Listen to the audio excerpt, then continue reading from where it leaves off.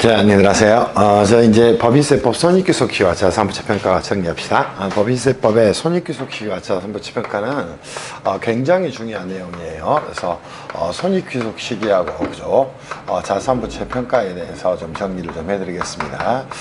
이쪽 파트는 거의 이제 이론형 문제로 출제가 이루어집니다. 그래서 이론형 문제로 출제가 이루어지는데 거의 이제 이쪽에서는 한 문제에서 두 문제 정도 출제가 이루어진다 이렇게 생각하면서 공부하시면 좋겠다 이런 생각이 좀 들어요.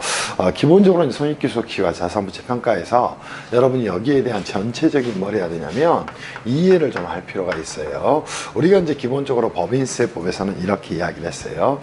기업회계 기준에서 한번 봅시다. 기업회 기준에 수익에서 이렇게 이제 비용을 차감을 하게 되면 뭐가 나오냐면 단기순이익이 이제 나오게 됩니다. 이때 이제 문제가 되는 건 기업회계상 수익과 비용에 대한 평가 기준에 대한 문제가 생겨날 수 있어요. 오케이? 또 하나는 기업회계상 자산부채 평가에 대한 원칙들이 이제 문제가 될 수 있어요. 그래서 기업회계 이제 수익이나 비용에 대한 평가 기준과 법인세법의 자산부채 평가 기준 또는 수익 인식 기준이 과연 같을 것인가? 여기에 대한 부분을 여러분이 좀 따지고 와야 돼요. 자, 기업에게서는 수익은 기본적으로 이제 실현주의를 채택을 하고 있습니다. 그리고 고객과의 계약에서 생기는 수익인식 기준을 별도로 마련하고 있어요. 그리고 비용은 기본적으로 뭐라고 있냐면 발생주의라는 방법을 채택을 하고 있습니다. 어떤 문제가 생기냐면, 자, 특히나 이제 비용에 대한 부분하고 수익에 대한 부분에서 이 실현이 됐다는 말은 굉장히 많은 뭐가 필요하냐면 추정치가 필요할 수밖에 없습니다. 오케이? 추정치가 필요할 수밖에 없어요. 이거를 가지고 만약에 뭘 하게 되면 과세를 하게 된다면 이는 국민의 재산권에 대한 헌법 23조가 됩니다. 침해 문제가 제기될 수 있어. 그래서 이 추정치를 가지고 어떻게 과세를 할 것이냐, 그거는 힘들 거라는 거예요. 비용도 마찬가지. 발생주의라는 인식 기준을 채택하고 있는데 이것도 굉장히 많은 이 회계 추정에 대한 문제의 개입을 받게 됩니다. 그래서 이런 부분에서 법인세법은 뭐를 수익과 비용을 입금과 송금이라고 이야기를 하게 되는 거예요. 이러한 방식을 쓰지 말자는 겁니다. 그래서 기본적으로 손익귀속 시기에 대한 부분에서 법인세법은 이러한 방식을 버리게 되는 거예요.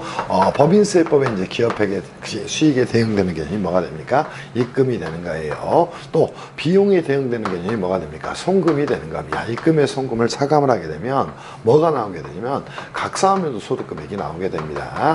이때 소득금액이 나오게 되는데 기업회계처럼 이 수익은 실현주의 또는 비용은 발생주의 이런 방식을 쓰게 되면 이 추정치로 인해서 국민의 재산권에 대한 침해 문제가 생겨날 수가 있게 되는 거예요. 그래서 우리 법인세법에서는 입금에 대한 귀속 시기와 송금에 대한 귀속 시기에 있어서 법적으로 채권 채무가 확정된 때, 즉 권리가 확정된 때를 확정주의를 입금의 귀속 시기로 보게 되는 것이고, 또 의무 확정주의를 손금의 귀속 시기로 보게 되는 것이다. 여러분들이 이런 부분을 안고 가서 공부를 하셔야 된다는가. 이를 뭐라고 이야기한다? 크게 권리의무 확정주의다 이렇게 이야기를 하게 되는 겁니다. 무슨 말씀인지 이해할 수 있겠어요? 그때 이제 확정이라는 말의 의미를 새기셔야 됩니다. 이 확정이라는 말은 뭐예요? 법적으로 계약이 체결이 되고 이 권리가 거의 나한테 들어왔을 때 인식하는 걸 권리 확정주의다 이렇게 이야기를 하게 되는 겁니다. 그리고 의무 확정주의라는 건 내가 상대방이 해야 될 법적 의무가 확정됐을 때는 뭐로 보는 거라고, 이 손금의 귀속 시기로 보게 되는 것이다. 이게 뭐예요? 손익귀속 시기에 대한 법인세법과 기업회계 차이점이야. 이렇게 정리를 하고 가셔야 됩니다. 그러면 이 기업회계 기준에 수익과 비용의 인식 기준은 우리 법인세법에서는 쓸 수가 없는 것이고, 자, 입금에 대해서는 권리 확정주의, 송금에 대해서는 의무 확정주의를 가지고 하는 것이다. 손익귀속 시기를 인정하고 있다. 이 부분을 여러분이 머릿속에 꼭 넣어 놓으셔야 됩니다. 또 하나 보시죠.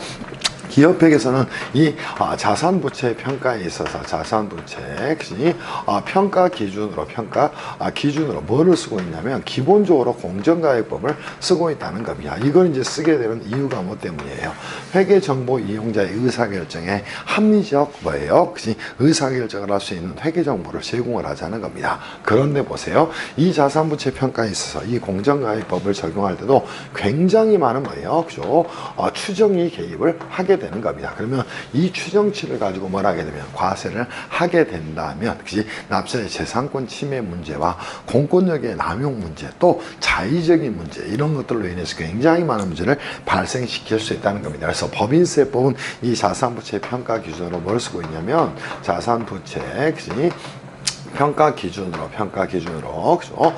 대원칙은 취득 원가주의를 채택을 하고 있다는 겁니다. 이 점을 여러분이 머릿속으로 안고 가셔야 됩니다. 그럼 법인세법에서는 뭐지? 손익귀속 시기로는 뭐를 채택하고 있고 이 권리 의무 확정주의를 채택을 하고 있는 것이고 자산부채 평가 기준으로 뭐를 쓰고 있다? 이제 취득 원가주의를 채택하고 있다. 여러분이 이렇게 머릿속에 안고 이 토픽을 공부를 해 가셔야 한다는가. 이거를 모르면 절대 안 돼요. 그리고 권리가 뭔지 의무가 뭔지 이 부분들도 여러분이 정리하셔야 되겠죠. 권리와 의무는 혹시 회계적으로 정의된 개념이 아니라 뭐다? 법적으로 혹시 정의된 개념이다. 이렇게 여러분이 안고 가셔야 됩니다. 무슨 말씀인지 이해할 수 있겠어요. 이 부분을 생각하면서 여러분이 공부를 해 가셔야 된다. 그러면서 제1절에 우리가 정리했던 거 한번 다시 한번 정리합시다.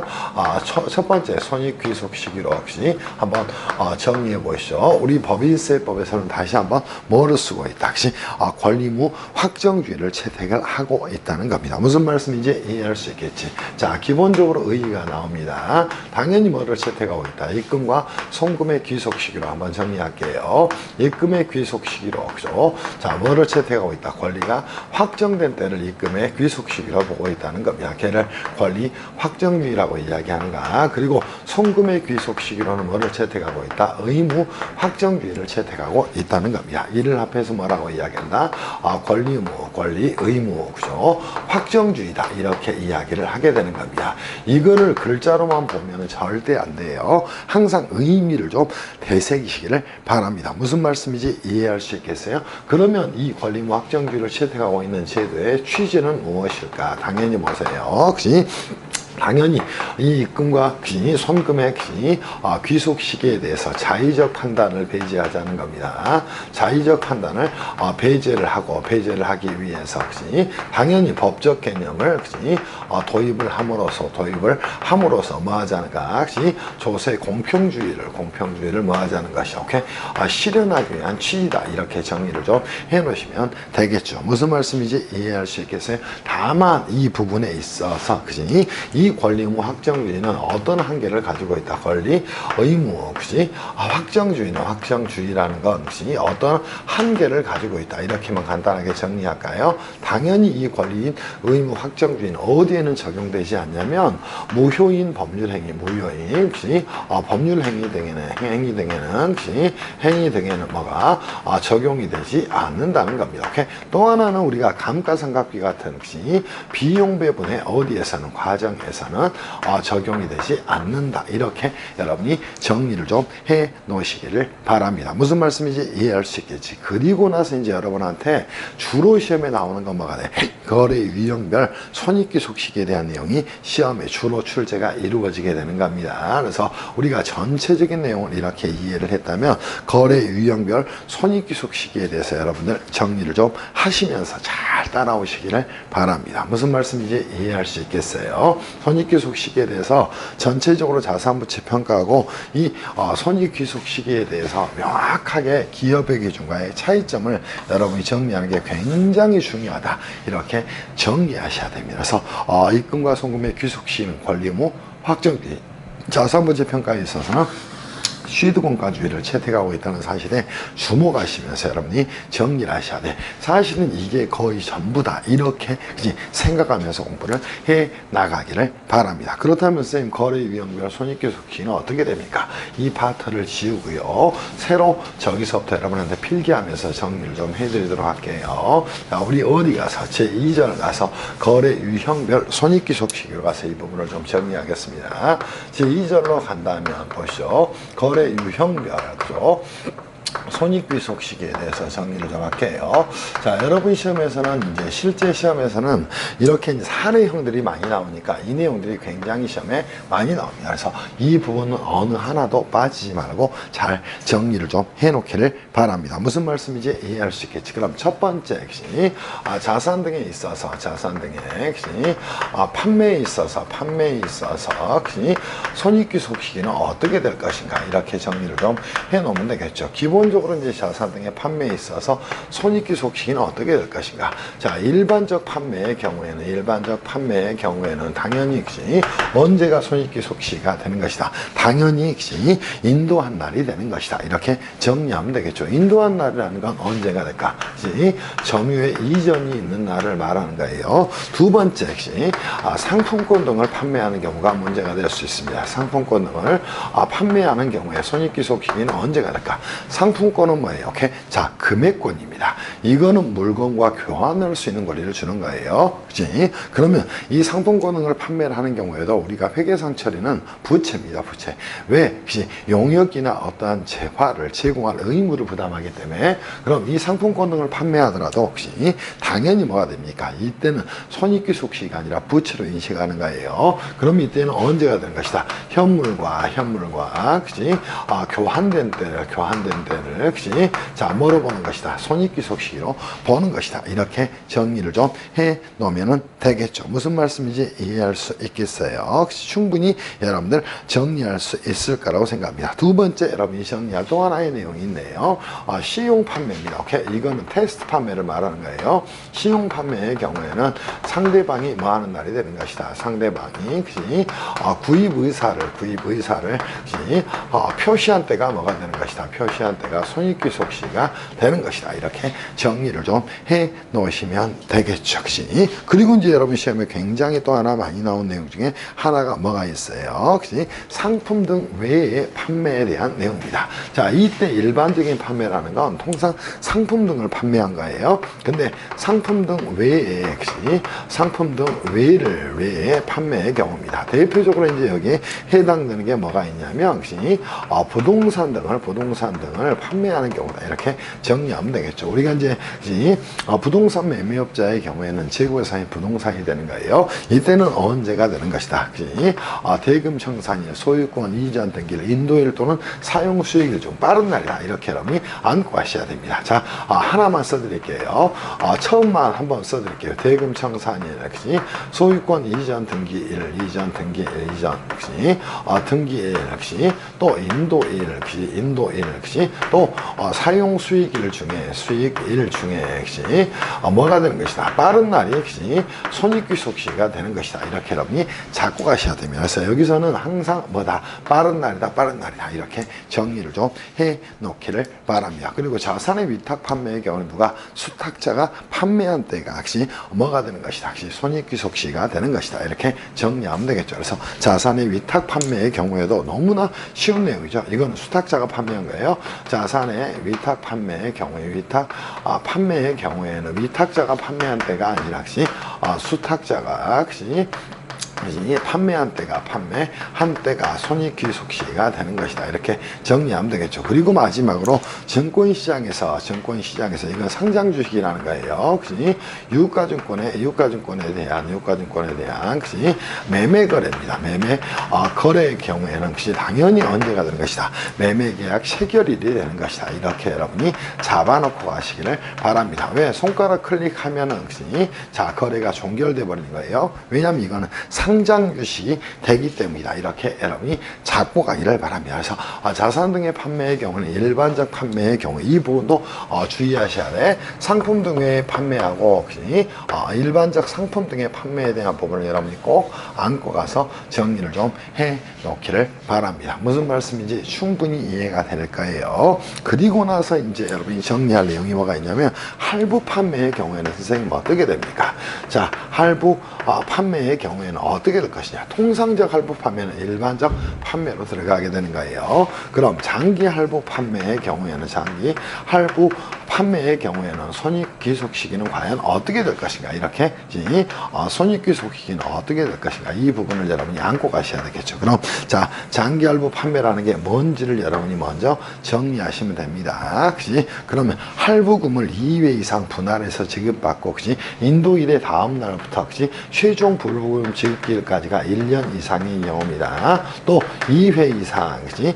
분할해서, 그죠?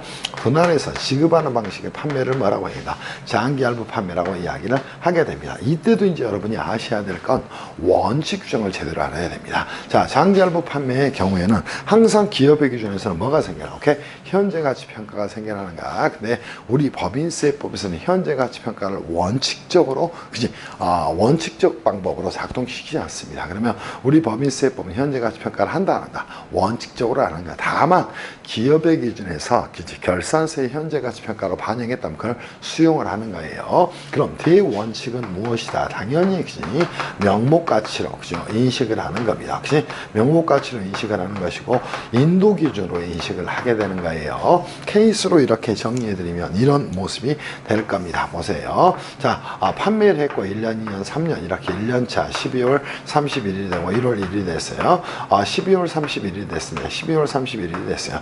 1년차, 2년차, 3년차로 가나게요. 이렇게 100만 원씩 받기로, 그죠? 하고 나서 물건을 판매를 했다는 겁니다. 그럼 총 판매 대금은 300만 원이 되지만, 자, 보세요. 이걸 언제 받기로 했냐면 1년 후에 100만 원을 지급받기로 했고 1년 후에 또 100만 원을 지급받기로 했고 1년 후에 또 100만 원을 지급받기로 했다는 거예요. 이랬을 때 언제 인식을 하냐 보세요. 자, 보시죠. 1월 1일 날 물건에 인도가 있었다는 겁니다. 오케이? 인도가 있었다면 이때 인식을 하게 되는 겁니다. 이거를 뭐라고 이야기한다? 명목가치 인도기준이라고 이야기하는 겁니다. 그럼 대원칙 기준은 1월 1일 날 2021년 1월 1일이라고 이야기할게요. 300만 원을 인식하는 게 원칙이라는 겁니다. 얘를 명목가치 인도기준이다, 이렇게 이야기를 하게 되는 겁니다. 다만 예외적으로 보세요.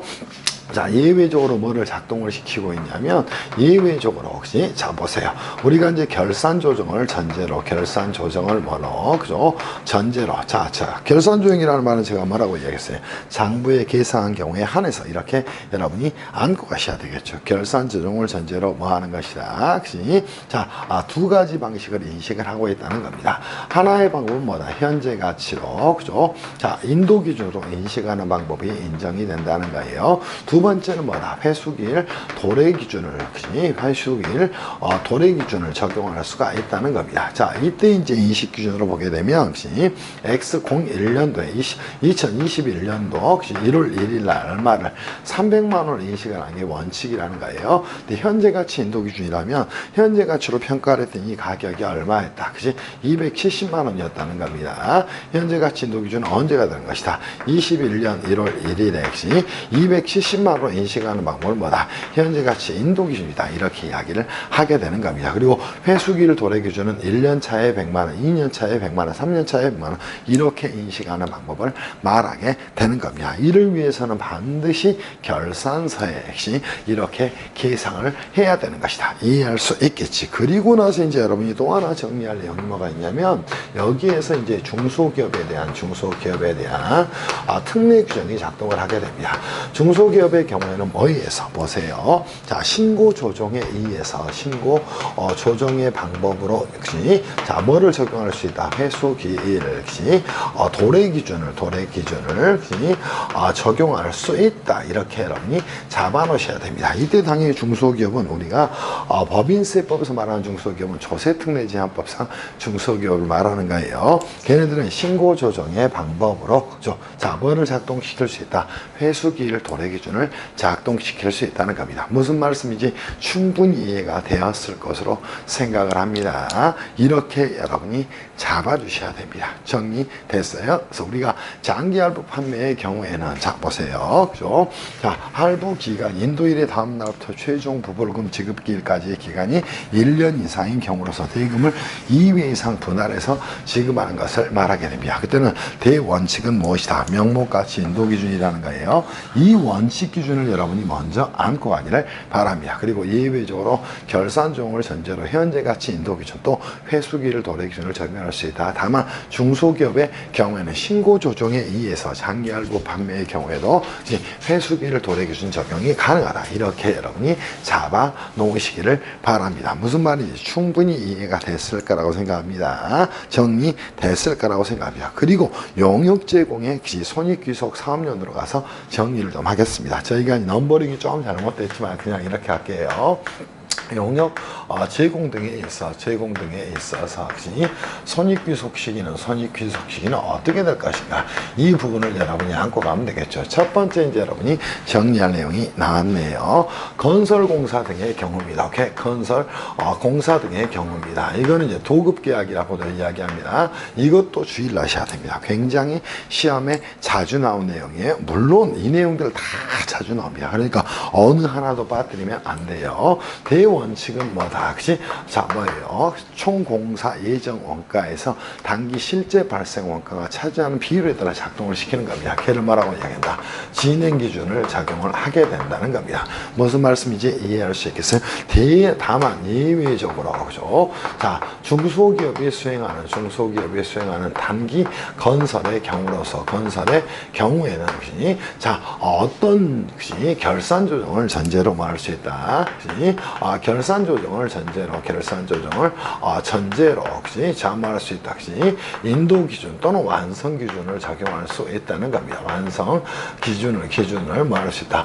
적용할 수 있다. 이렇게 여러분이 잡아놓기를 바랍니다. 무슨 말씀인지 이해할 수 있겠어요? 그래서 중소기업의 단기 건설의 경우에만 결산 조정을 전제로 인도 기준 적용할 수 있다는 거예요. 그럼 장기나 단기나 원칙적으로 뭐 하는 것이야? 진행 기준이 원칙이라는 것이야. 이거를 여러분이 안고 가셔야 됩니다. 그러면 단기 건설이든 또는 장기 건설이든 원칙적으로 진행 기준을 적용을 하는 것이다. 이렇게 정리를 해 놓기를 바랍니다. 두 번째 예약 매출 분양 계약으로 인한 예약 매출의 경우입니다.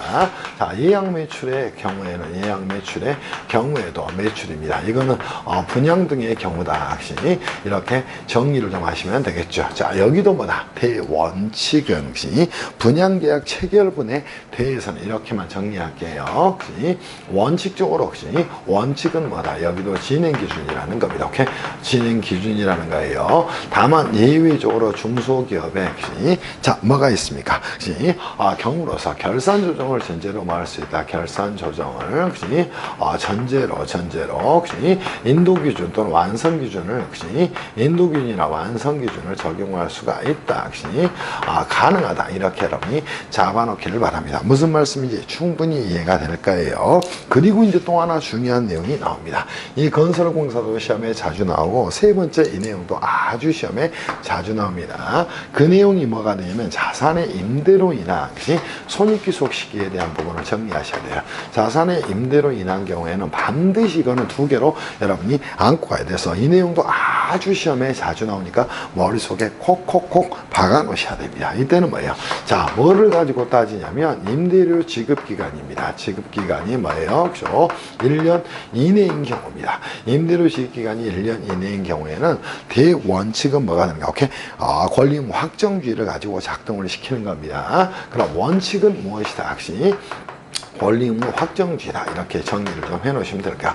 권리 의무 확정주의라는 거예요. 이때 이제 권리 의무 확정주의라는 말은 어떻게도 표현이 되냐면 약정주의다. 이렇게도 표현이 이루어지게 되는 것이다. 이렇게 정리하셔야 됩니다. 다만 예외적으로 말할 수 있다. 결산 조정을 전제로 발생 기준을 허용을 하고 있다. 오케이? 발생 기준을 말할 수 있다. 적용이 가능하다. 이 정도 여러분이 잡아놓기를 바랍니다. 그래서 임대료 지급기간이 가장 중요한 말은 임대료 지급기간을 가지고 따지는 거예요. 그리고 1년 이내인 경우는 원칙적으로마다 당사자 간의 약정에 따라서 맡긴다는 겁니다. 무슨 말씀인지 이해할 수 있겠어? 근데 더 중요한 내용은 임대료 지급기간이 역시 지급기간이 뭐 하는 경우 1년을 초과하는 경우입니다. 오케이? 자, 이거는 어느 경우에 작동이 되냐면 선불 후불 임대의 경우에 작동이 되는 거예요. 이거는 뭐다? 발생주의가 겁니다. 자, 뭐가 된다? 강제적으로 적용이 된다는 겁니다. 그러면 임대료지 기간이 1년을 초과하게 된다면 보세요. 이 1년을 초과하게 된다. 무조건 뭘 해야 한다? 안분 계산해야 한다는 거예요. 이렇게 여러분이 정리를 하고 가셔야 돼요. 이때는 뭐가 되는 것이다? 무조건적으로 안분 계산이 강제가 된다는 겁니다. 이 말을 꼭 정리하셔야 돼요. 그래서 할 수 있다 이렇게 표현이 되면 안 되고, 이거는 강제 규정이니까 한다 이렇게 표현이 돼야 된다는 거예요. 무슨 말인지 충분히 정리할 수 있을 거라고 생각합니다. 그리고 이제 네 번째로 가게 되면은 여러분하고 금융수익에 대한 손익귀속 시기를 한번 살펴보고 갈 거예요. 그죠? IV로 가서 금융 수익에 대한 손익귀속 시기로 가서 여러분하고 정리를 해 놓을 거예요. 이때 이제 중요한 내용 중에 하나는 여러분이 정리를 해야 될 내용이 있습니다. 뭐냐면 자, 특히나 이제 이자 수익에 대한 내용, 또 보험료 수익에 대한 내용을 먼저 정리를 좀 하셔야 돼요. 자, 이자 수익하고 보험료 수익에 대한 부분입니다. 보험료 수익에 대한 부분이에요. 이 부분은 가장 중요한 내용이 뭐가 되냐면 소득세법상 이자 소득에 대한 수입 시기를 작동을 시키는데, 보세요. 자, 이자 수익과 보험료 수익에 대해서는 금융기관으로부터 뭘 하게 됩니까? 자, 뭐를 수령을 하게 됩니다. 이때는 무조건 뭐다? 자, 현금주의가 강제된다는 거예요. 현금주의가 강제되는 이유는 뭐 때문이다? 이때는 무조건 금융기관은 보세요. 이자나 보험료를 지급할 때 원천징수를 해야 되기 때문이에요. 이 부분을 원천징수를 하기 때문이다. 머릿속에 꼭 넣어 놓으셔야 됩니다. 그럼 금융기관 외로부터 수령하는 것이 외로부터 자, 뭐 하는 경우에는 수령하는 경우에는 현금주의가 강제되는 게 아니라 예외적으로 발생주의를 말할 수 있다. 발생주의 적용이 가능하다. 이렇게 여러분이 잡아 놓으셔야 돼요. 그래서 여기서 가장 중요한 내용은 금융기관으로부터 수령하냐, 금융기관 외로부터 수령하냐, 이게 이제 가장 중요한 내용이 되는 겁니다. 그때는 뭐 발생주의 적용이 가능하다 이렇게 잡아 놓기를 바랍니다. 무슨 말씀인지 이해할 수 있겠지. 그리고 이제 여러분 시험에 굉장히 많이 나오는 내용이 뭐가 돼? 배당금 수익에 대한 내용입니다. 배당금 수익에 대해서는 어떻게 처리하는 것이다. 당연히 소득세법상 배당금 수입식이 해당하는 날이 됩니다. 특히나 이 배당금 수익 중에서 시험에 많이 나오는 게 잉여금 처분에 의한 배당이에요. 잉여금 처분에 의한 배당의 경우에는 절대 결산 확정일이 아니라 잉여금 처분 결의일이 되는 것이다.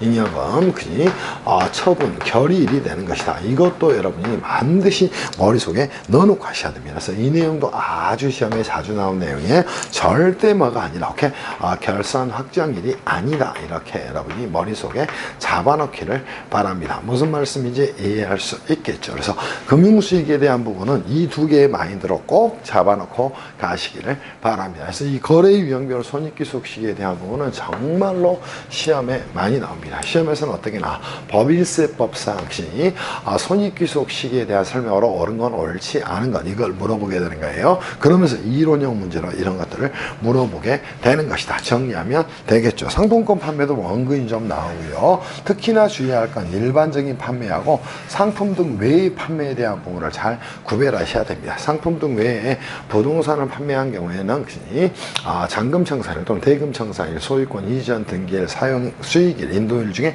빠른 날이 되는 것이다. 이 부분을 여러분이 머릿속에 안고 가기를 바랍니다. 그리고 장기할부 판매에 대한 부분도 반드시 여러분이 정리하고 가셔야 돼. 대원칙은 뭐다? 명목가치 인도기준이다. 다만 결산준용을 전제로 회수기일 도래기준 또 현재가치 인도기준을 적용할 수가 있다. 이렇게 정리를 해 놓기를 바랍니다. 무슨 말씀인지 이해할 수 있겠지. 이게 적용이 가능하다는 거예요. 적용이 가능하다는 겁니다. 그리고 중소기업의 경우에는 이 신고조정에 의해서 회수기일 도래기준을 적용할 수가 있다는 거야. 이유는 왜냐하면 중소기업의 경우에는 회계팀의 격리 직원이 회계학을 제대로 배우질 않았어요. 그래서 현재가치평가를 한다는 게 거의 불가능할 수 있어요. 그래서 이 부분들을 꼭 정리를 하고 가셔야 되고, 건설공사도 장기나 단기나 원칙적으로 총공사 예정원가에서 단기 발생 공사 원가가 차지하는 비율에 따라서 인식을 하는 것이다. 정리를 좀 해놓기를 바래요. 그리고 이 자산의 임대에 대한 부분도 굉장히 많이 나옵니다. 임대료 기간이 1년 이내라면 권리무 확정주의 또는 약정주의를 작동을 시키는 것이야. 근데 임대료 기간이 1년을 초과하게 되면 발생주의 적용이 강제됩니다. 그래서 이 구분하는 내용에 대한 내용이 너무너무 시험에 많이 나오는 거예요. 그리고 이자 수익과 보험료 수익에서는 금융기관으로부터 수행하게 되면 현금주의가 강제되는 거예요. 다만 금융기관 외로부터 수행하는 경우에는 발생주의를 적용할 수가 있다. 또 잉여금 처분에 의한 배당의 경우에는 잉여금 처분 결이 되는 것이 절대 결산 확정일이 되는 게 아니다. 이렇게 정리를 좀 해 놓으시기를 바랍니다. 무슨 말씀인지 이해할 수 있겠어요. 그리고 이제 여러분한테 시험에 많이 나올 만한 그 밖의 손익귀속 사면들은 필기를 하지 않고 교재를 통해서 보겠습니다. 국세 환급금이나 환급금에 대한 이자가 생겨납니다. 오케이? 환급금이 결정이 확정된 날에 속하는 사면도에 입금이 되는 겁니다. 그래서 이거는 답이 되진 않아요. 그리고 3번 사채 할인 반응 차금 충분히 정리할 수 있죠. 사채 할인 반응 차금이 생겼다는 건 현재 가치 평가를 했다는 거예요. 오케이? 당연히 그때는 기간 경과에 따라서 유효이자율법에 따라서 자, 뭐 하는 것이다.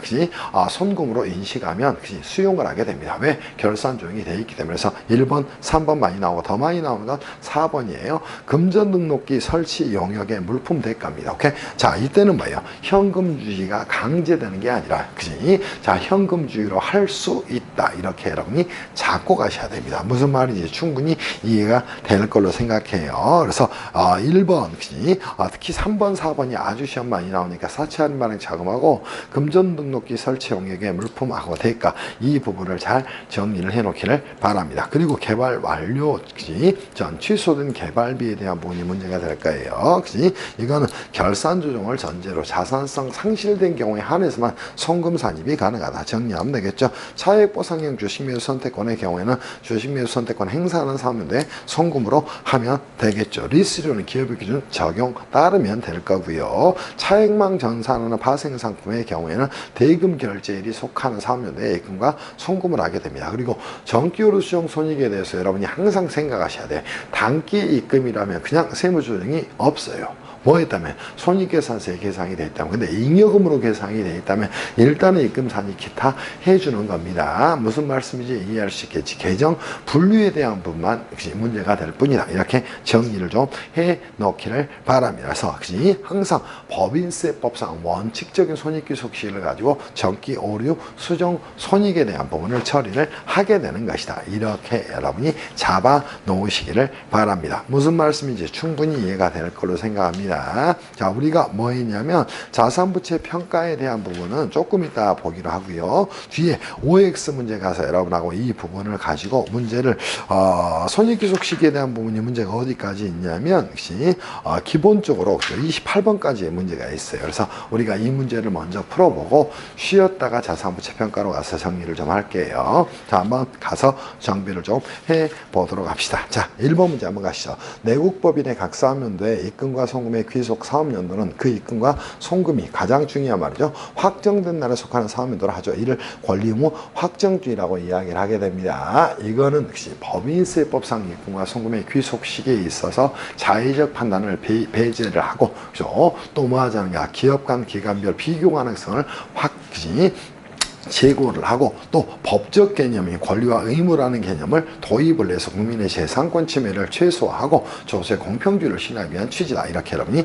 잡아놓기를 바랍니다. 옳은 지문이 됐겠죠. 자, 2번 법인이 매출 할인을 했답니다. 매출 할인 금액은 상대방과의 약정에 의한 이자 지급길이 속하는 사업인데 매출액에 차감하겠죠. 이 약정을 뭐라고도 이야기하냐면 권리의무 확정이라고도 이야기하는 거예요. 그래서 이 약정주의라는 말은 자, 뭐하고도 거의 대동소이하냐면 이 권리의무 혹시 확정주의하고도 거의 대동소이한 금액이다. 이렇게 여러분이 잡아놓기를 바랍니다. 그래서 약정주의라는 건 이 권리의무 확정주의와 크게 다를 바가 없는 개념이다. 이렇게 여러분이 안고 가면서 정리를 좀 해 놓으시기를 바랍니다. 무슨 말씀인지 이해할 수 있겠죠. 3번 갑시다. 법인세법상 부동산 매매업을 영위하는 법인입니다. 보자마자요. 상품이 아니죠. 당연히 이때는 뭐 인도일이 아니라 그치?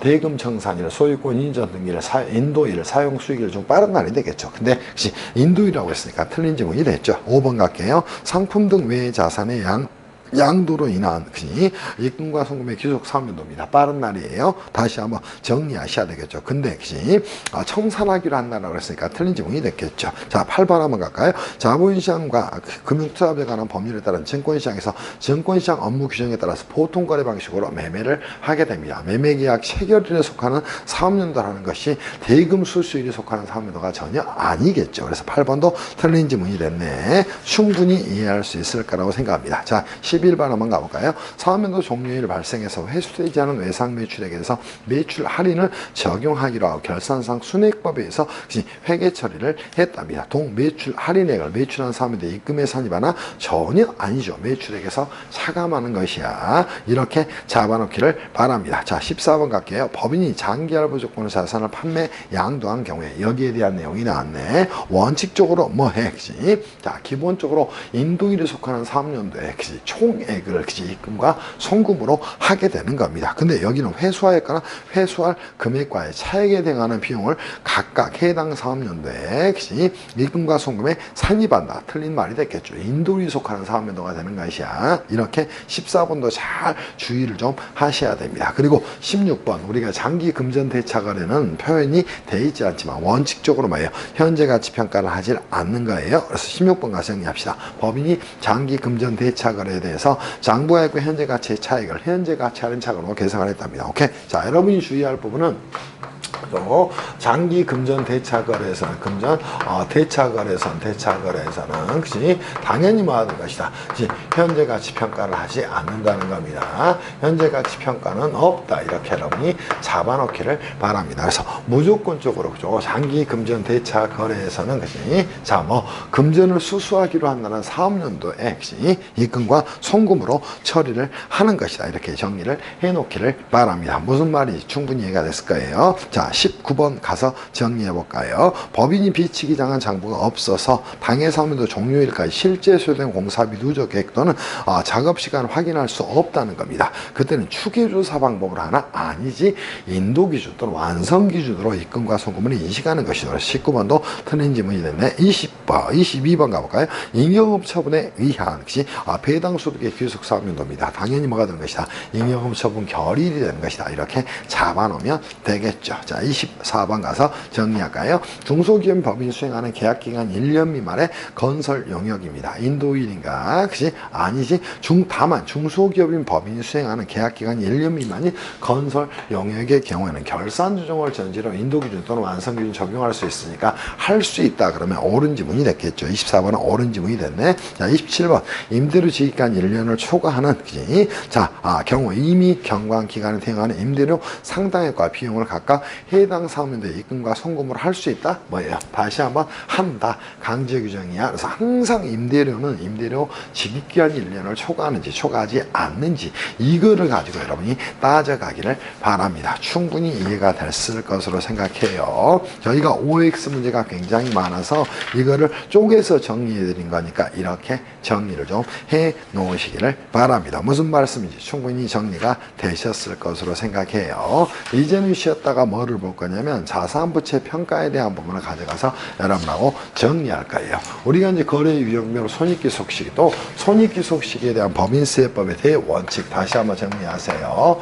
권리의무 확정주의다. 이렇게 정리를 해놓기를 바랍니다. 자, 이때 권리의무 확정주의에서 권리는 입금을 가지고 따지는 것이고 의무는 뭐를 가지고 따지는 것이다? 송금을 가지고 따지는 것이다. 이렇게 여러분이 잡아놓기를 바랍니다. 충분히 이해가 되셨을 것으로 생각을 합니다. 잠시 쉬었다가 이제는 뭐 할 거냐면 자산부채 평가로 가서 정리를 좀 할 거예요. 그래서 쉬었다 제3절로 넘어가겠습니다. 쉬었다 할게요.